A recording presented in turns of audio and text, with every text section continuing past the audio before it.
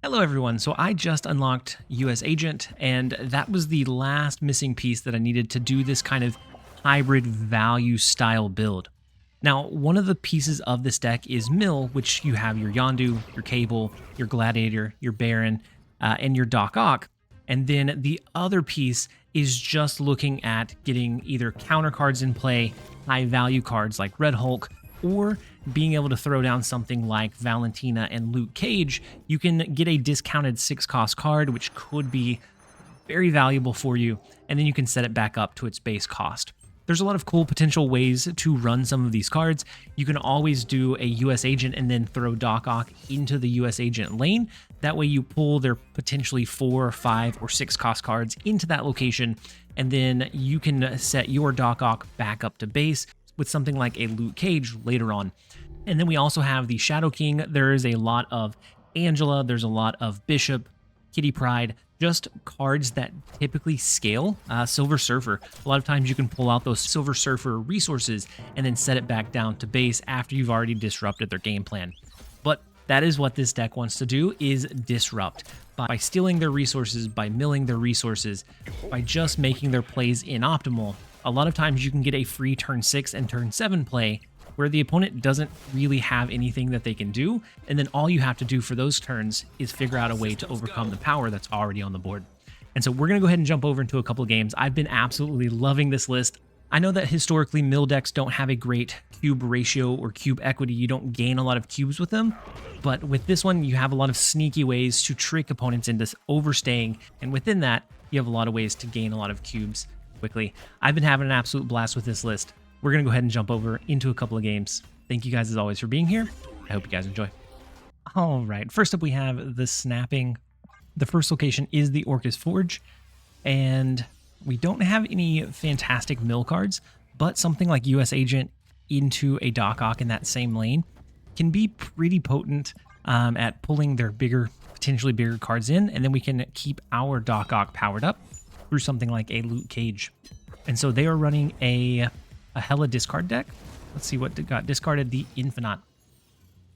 And so we know that they're going to pump quite a bit of power, but we do have a Shang-Chi to take out one of the lanes. We have Cable. We can mill some of their cards. We can cause them to discard additional cards with something like a Gladiator.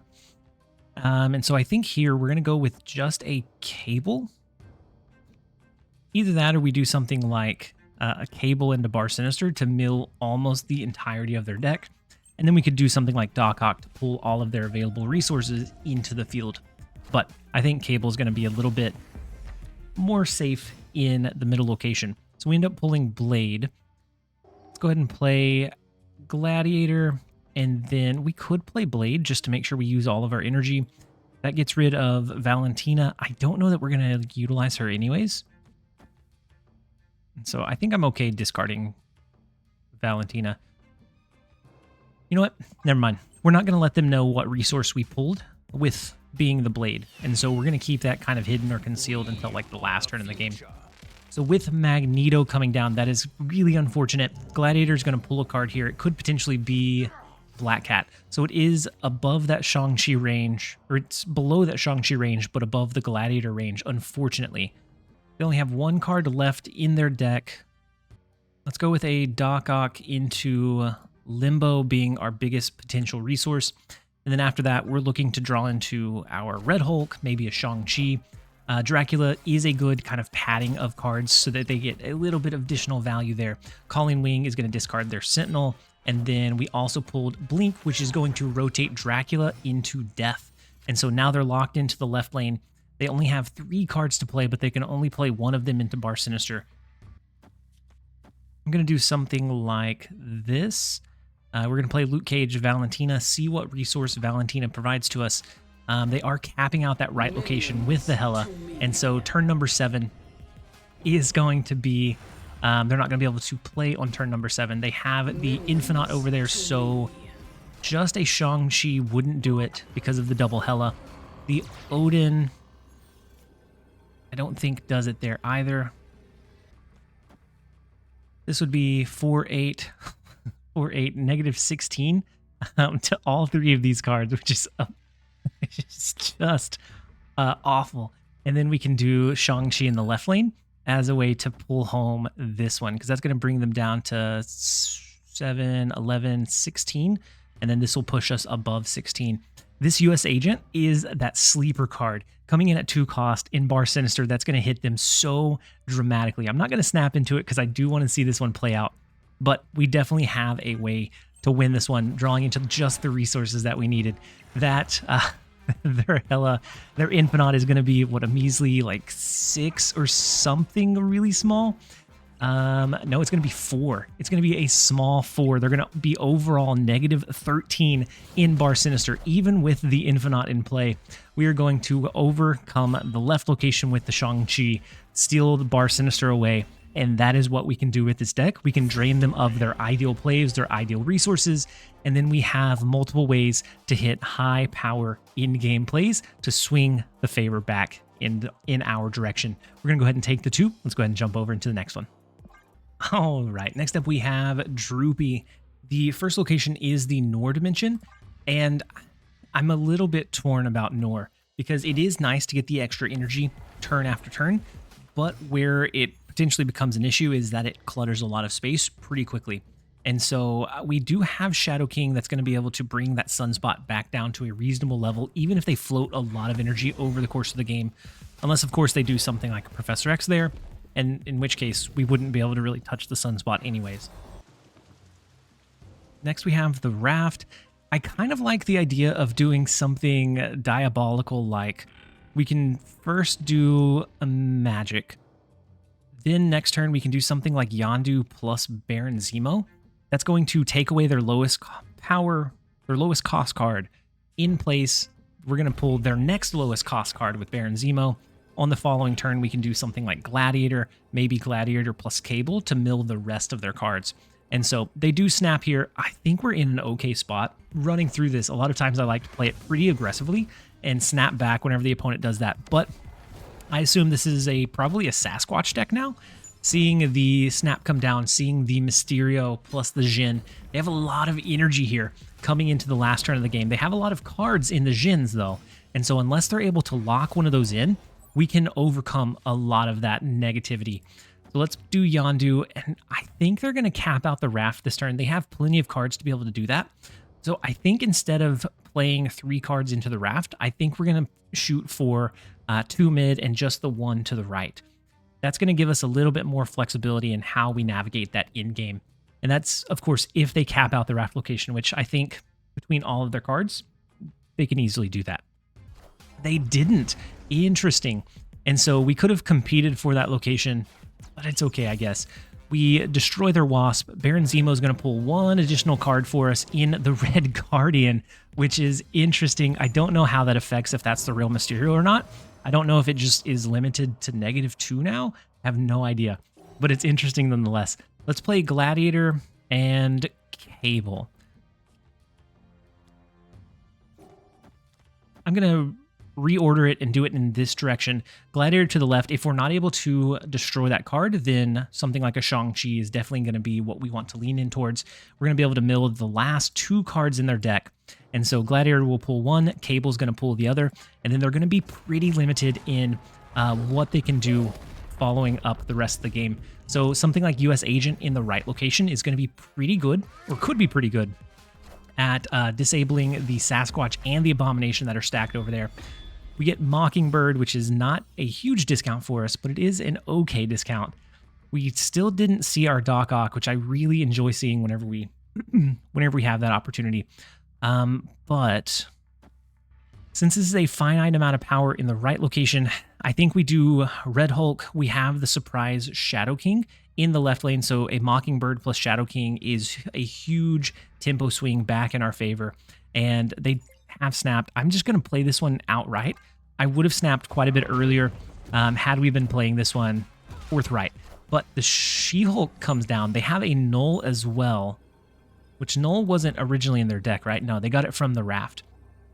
And so if they can use all of their energy this turn, Red Hulk wouldn't be able to win this right lane.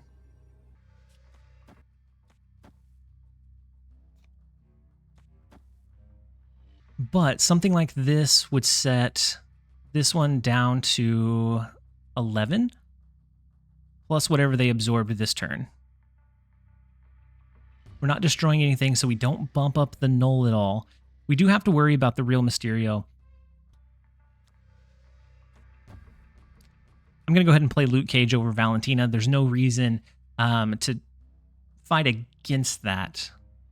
My concern here is if we need US Agent in the left side to pull down the She-Hulk or not. I don't know for sure, so I'm going to lock in this. We're going to lock it in as is and see how it goes. If the real Mysterio is in the right lane, then the US Agent over in the right lane definitely helps us out. So the White Widow comes down. They didn't use all of their energy, so Red Hulk will scale. We should have had US Agent in the left lane. Is it enough? No, it's not quite enough once the cards come into play. Oh, it is enough because we still win the middle location because of Luke Cage coming in. I thought we lost that one. Because of Luke Cage coming in and blocking the -4 from Widow's Kiss, we didn't destroy anything, so Null didn't scale any. We were able to hold down, even though we could have won all 3 locations if we had pushed US Agent over to the left instead. But we will gladly take a win where we can. We'll take the 4 cubes. Let's go ahead and jump over into the next one.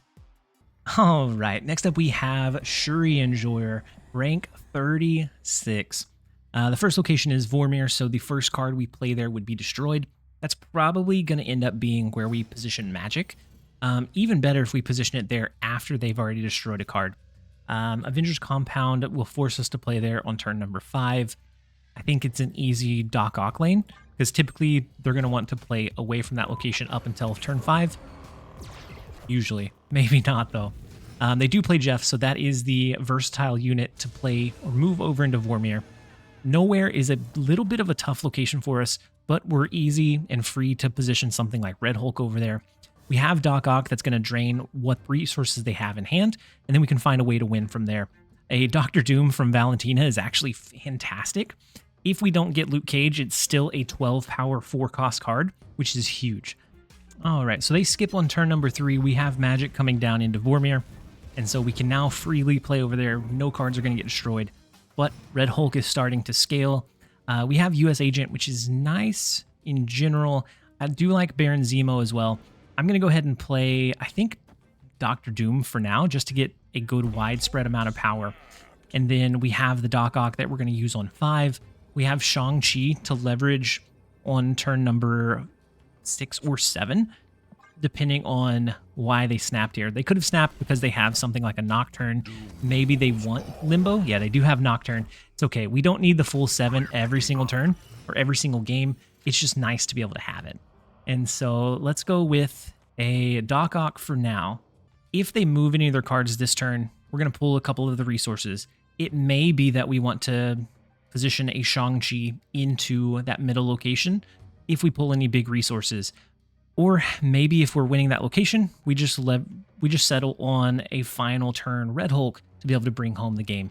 They did snap, so I anticipate that they're going to take away the Limbo location, but we're not a deck that has to have it. It's nice, especially if we were going for that kind of mill where we're draining them of those resources, but we can still position quite a bit of power ahead of time.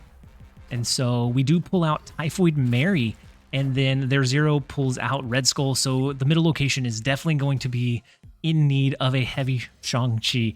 And we do have something like US Agent, but that hurts these cards because we don't have Luke Cage down on the board. And so it'd be -4 or -4. I think we just settle for just Yondu. And I'm going to play Yondu in the left lane just in case they don't move Nocturne and take away Limbo. Just in case. So let's go ahead and lock this in. I think they moved No, they didn't take away Limbo. So they snapped, and then I think maybe they weren't in a position where they were confident enough to take it away. And so we'll see what that means from here on out. Taskmaster doesn't have anybody to copy, so it doesn't copy the Red Skull, and so that does give us a lot of tempo back in the direction we need to be in. So we could do something like Luke Cage plus US Agent over here. That would bring this back up some, and that would bring this down some. I don't think they have a way to play for every single location. We just absolutely countered all of their play lines, and we will gladly do that when we can. Let's go ahead and take the 2 from their snap. We'll take the 2. Let's jump over into the next one. All right, next up we have Recruita. The first location is the Quantum Realm, which is okay. We can play our higher cost cards there and then bring them back up with like a Shadow King. We can bring them back up with a Loot Cage. We have a couple of ways to kind of right size that. So we can bring their hood back down to -3 with the Shadow King line. We take out their Jeff. So they have some high cost cards. Either they already drew their low end cards or they have an incredibly high curve. Because Yondu hitting anything but a 1-cost card is a little bit concerning, a little bit scary. Let's go with, I think we go Valentina here. We save US Agent as that kind of last turn surprise play. The Mysterio coming down, I assume we see a Sasquatch. It could be maybe a Patriot Sasquatch build. I would assume like Mockingbird, Sasquatch. It gives decent value, but unfortunately for them, the Mysterio on 2 turned out to not work in their favor. At most, this is a 4 power card. So we are going to snap into it. We're going to play Gladiator, pull an additional one of their cards. We'll see a little bit more about what kind of deck they're running. I think they probably play Sasquatch into Stark Tower. We have both Shang-Chi or US Agent to counter that by the end of the game. And so Gladiator comes down. It pulls Death. Interesting. So Death plus Sasquatch. That is looking like an absolute stacked location to throw a Shang-Chi. I think for now, we're going to do something like maybe Eliath into the right location. We have Luke Cage to bring this back to normal, but we already win the right lane. With Shang-Chi, we're going to win mid. And so I think the last turn is going to be an easy kind of victory lap. Especially if we end up playing Luke Cage next turn. Instead of the Shang-Chi, we can do Luke Cage plus US Agent. Or Luke Cage plus Cable if we draw it. That would allow us to Shang-Chi plus a 2 cost on the last turn. Okay, so wow. Okay, the Carnage comes down. That is unfortunate in the Quantum Realm. They're capped out in the middle location though, so that's an easy comeback over the top of it. I think Luke Cage plus US Agent is going to be our line. We don't want to play US Agent here. Actually, I'm going to play Luke Cage here, and then we'll play US Agent to the left. That would allow us to potentially play our Red Hulk there outright. Killmonger does take out the Squirrel. It does take out our Yondu. So it's not an absolute win in the left lane or in the middle location anymore, but I think it's a pretty good shot. We have some really high power cards. We're going to take out most of what they have there. I think just the Shang-Chi is going to do it. Could do Red Hulk into Quantum Realm, but I think this is fine. Maybe they have Null. They have a Shang-Chi of their own, which brings us down to 10. They're going to be down to, I think, less than 10. Even if the real Mysterio is in mid, I think we should be perfectly fine. The Demon in the left lane does get set down to 2. The real Mysterio was in the right lane. We have the 8 power Eliath. The weird play in mid. We will grab the 4 cubes, and that one just feels like it fell every single turn in our direction, in our favor. So even if you don't get the right play or the right pull with Gladiator, you still can potentially stack those double high power plays, high power cards to be able to offset the opponent with a single Shang-Chi. We'll take the 4. Let's go ahead and jump over into the next one. All right, next up we have rank number 34, I Lost Son. The first location is Asgard. So between a couple of mill cards, and if they win Asgard, they will be very, very low on resources. Mojo World is nice to see, especially if we can maybe drain them of resources with like a Doc Ock somewhere else where they can't tap out the Mojo World location. So they have Jeff into Asgard. That is the flexible resource card, which I think is in something like 50% of decks, something absurd like that. We have the US Agent. That doesn't do us any good yet. We also have Valentina. We know that they no longer have a Killmonger, but I'm better safe than sorry. I'm going to play Valentina mid. We're going to play Yondu to the left. On turn number 4, we do have the option to leverage whatever resource Valentina provides to us. It is the Odin. So we destroyed their US Agent, which is interesting to see. We could use Odin to re-trigger Valentine. Ooh, or we can use Odin to mill the rest of their cards. They're going to draw what they draw next turn, but that's it. I like it. I like it a lot. We're going to go ahead and snap into it. We don't even have to run the risk of like Gladiator potentially pulling into a resource we can't handle, which I think is so funny. Let's go ahead and play the 3-cost Odin. That is going to mill just as many of their cards as we possibly can. We get their Luke Cage, which looks like they're running a very similar build to what we are. The Invisible Woman does get destroyed. They play a Magic, which is perfect. We're perfectly fine with the Magic because they have a total of 5 cards that they can utilize. They can, of course, move these 2, but we're going to use a Doc Ock into this right location, try to drain them of all of their remaining resources so that the last couple of turns of the game are just a free-for-all. And so that is the plan. We have the double Luke Cage. Of course, their variant looks a little bit sleeker than ours, unless you like the Pixel Luke Cage, but that's the only variant I own for him. We are going to go ahead and pull every single thing that they own. Of course, Shang-Chi comes down. That's fine. We don't really need to compete for the right location. Cannonball, Red Hulk, that is a stacked right lane. Depending on, I guess, what gets pulled here, it is a Killmonger, which takes out one of our cards. So we do have space to play here, which is beautiful. We can now just frolic the rest of the way home because they'll be able to have at most 2 cards here. We can easily have above that. Let's go ahead and we play the Red Hulk. We play the Red Hulk this turn, and then I think next turn it looks like Luke Cage plus a Gladiator or something similar. And then it doesn't matter what or how much they have in Mojo World, they won't be able to stop it. So they move Nocturne over. Ooh, interesting. So Mojo World is no longer an issue. Strange Academy comes down. As long as we can beat 5, 6, 7, 8, I guess, would be what we would have to do now, which we of course can.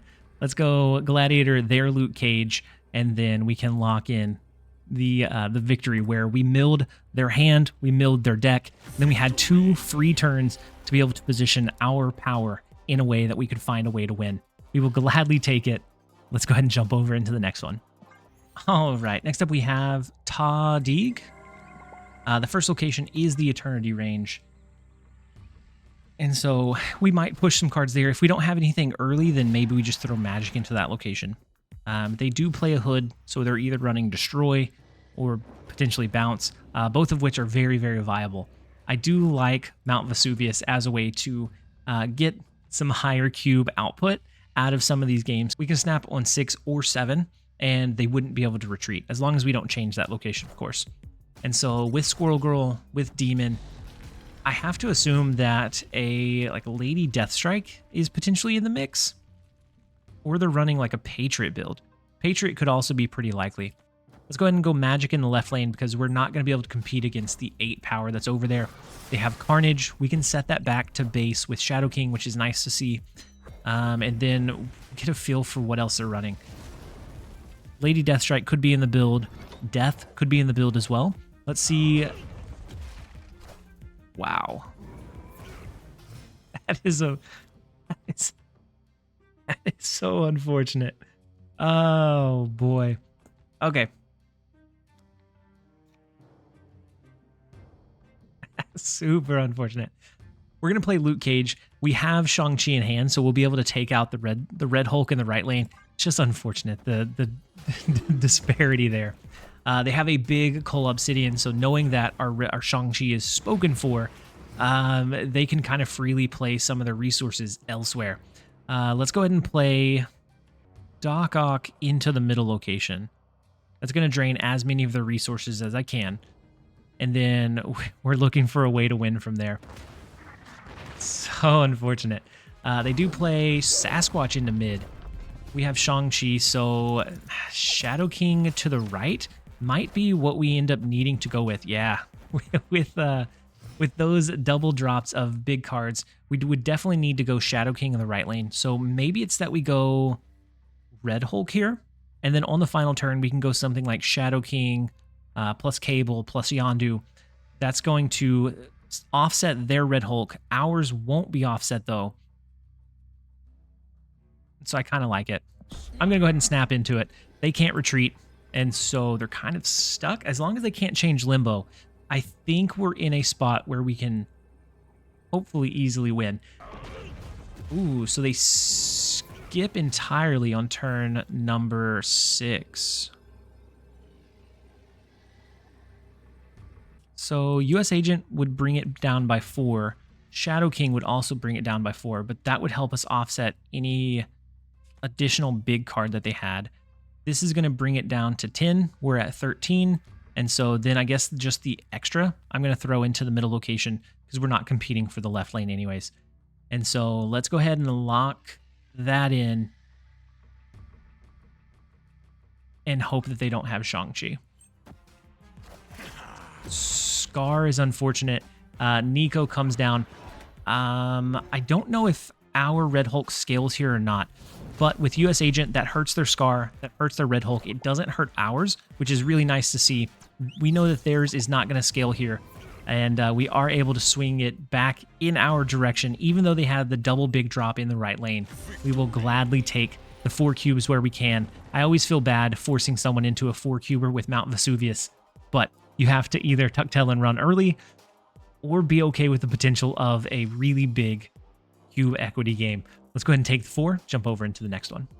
All right, next up we have Coco. The first location is Hala, so we could compete for that with something like Gladiator. We could probably not throw Valentina next turn. Unfortunately, Iceman comes down and disrupts that potential plan. And so they could be running a bounce build, Scarlet Witch. And so they changed the middle location into Muir Island. Very, very fortunate. I'm going to go ahead and play Baron Zemo. A lot of times I like to save it to kind of let them pull some of their lower cost cards out of their deck first. But with Muir Island, I think it makes sense to go ahead and try it early. They snapped into something that they had. They just know that we weren't able to play for the first 2 turns, which is unfortunate, but I don't think it's end all. They have a werewolf build, which is fantastic. We have Shadow King to bring cards back. Wow. We changed Muir Island with Nico, which is kind of unfortunate. But it is what it is. Let's play Gladiator into Strange Academy. And then we're looking to do like a Doc Ock as well. And so we could have potentially destroyed their beta. No, we wouldn't have been able to destroy it, even if whatever we pull doesn't end up being what we want to see.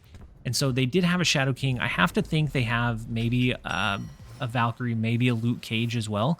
And so we have to be on the potential lookout for that. And then a card is going to pull in here after this turn. I'm going to play a Doc Ock into Strange Academy, try to drain them of some of those resources that they have. A Shadow King could help us against the Werewolf, could help us against Beta Ray Bill. Their Spider Ham, unfortunately, does hit our Luke Cage, so we won't be able to make sure that we don't hurt our own cards in the process. So they have a Sage, which is fine, and then Stormbreaker, which is also fine going into the left lane. Wow, it pulls into our Red Hulk. They didn't have anything to pull into. So beautiful, beautiful order of events there. And then our Gladiator goes into mid, and Sage goes into mid, and the Stormbreaker goes into the left lane. So offsetting this would bring it back down to 6, down to 1. And so we have so much value that we gained here.